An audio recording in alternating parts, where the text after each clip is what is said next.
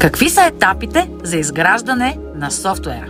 Първият етап е да се съберат и документират изискванията на софтуера, нуждите на потребителите и бизнеса. Вторият етап е анализ и проектиране. В него се разработва архитектурата и дизайна.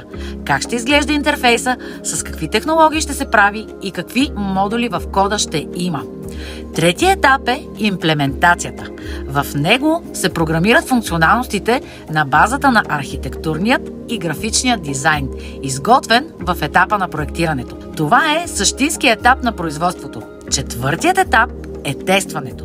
Тук софтуерните тестери тестват съответните функционалности и документират намерените дефекти.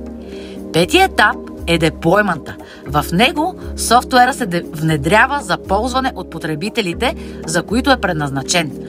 Тези 5 етапа могат да важат както за отделна функционалност или малка част от софтуера, така и за целия софтуер в зависимост от модела на разработване и ръководене на екипа. За да научиш повече за QA професията, последвай ме!